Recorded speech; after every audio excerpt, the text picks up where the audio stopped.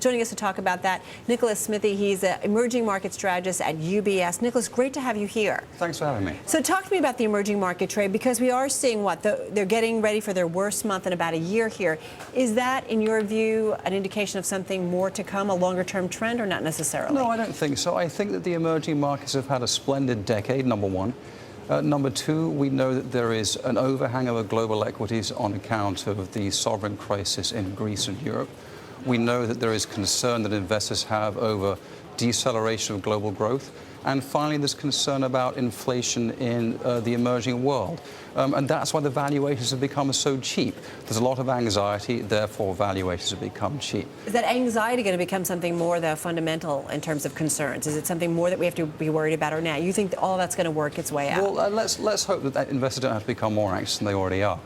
We see that emerging markets are trading at valuations lower than 75% of periods that we've measured in the last 20 years of history. So they're really cheap on a historical basis. They're very cheap. They're really pricing in distressed valuations of the type that we saw during the Asian crisis. Only this time we see the potential Asian-style crisis actually happening in Europe rather than the emerging markets themselves. Not all emerging markets are created equal. I'm sure you would say that. I mean, what are your favorite areas when you look around the globe at this point? And what areas would you stay away from?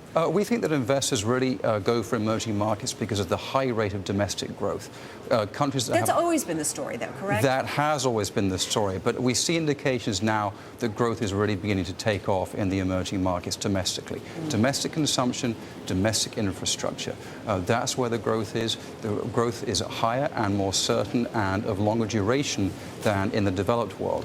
And that's what we think that investors are going for. So we really like stories, for example, Thailand, Indonesia, the Philippines, countries that have got an investment cycle, a credit cycle, and domestic growth. Whereas countries that depend upon exports for growth, such as Korea and Taiwan, who export to a slower Western world, we think are going to have a greater difficulty.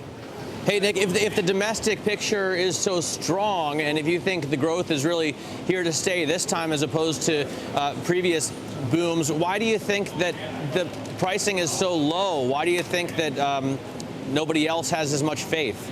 I think that investors do have faith, and I think that one of the characteristics in recent years of investing is that investors' holding periods have become very short.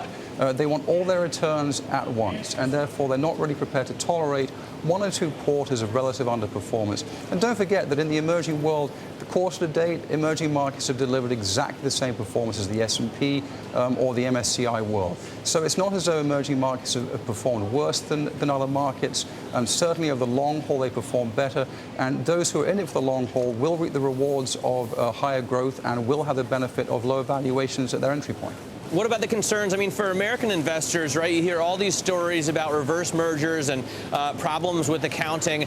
You also hear stories about Chinese companies, even big ones and successful ones, that are moved by the will of the government. I mean, how much can you trust the numbers? How much can you trust the sort of legal system in place in emerging markets? Or are there broadly, wildly different stories? No, certainly there is a corporate governance discount that we would expect to pay in countries such as China and Russia for the reasons that you mentioned. I think we should also bear in mind that corporate governance in the West has deteriorated over the years. You can remember WorldCom, remember Enron, the banking crisis in the West. I think that generally speaking, corporate governance in the emerging world is improving while there is gradual deterioration in the West. The gulf, of course, is still wide, but investors do have the protection of the discount when they buy emerging markets to reflect that. Can we talk about the big elephant in the living room? And I'm talking about China. I mean, where are you on China in terms of what you see for the outlook there? We think that Chinese equities have fallen to very, very low valuations, unusually low compared to the historical ranges, unusually low compared to recent history. Pricing in too much pessimism in your view? I think they're pricing in a hard landing. What we've noticed when we've spoken to investors is either China grows too strongly and generates inflation, or there's going to be a hard landing in China. And it can't be both. Right. So we would think that in the second half, the strong growth in China will come through. We know that there's good growth there. We know that they're making an effort to get inflation under control. And we know that on 10 times earnings, equities are unusually cheap there. So we'd expect to see a re-rating and a better performance in that market in the second half. 5 seconds, you'd be buying that in China? We'd be buying China. Got it. Going to leave it there. Nicholas, thank you so much. Appreciate it. Thank you. Really appreciate it. Nicholas Smithie over at UBS Emerging Market Strategist.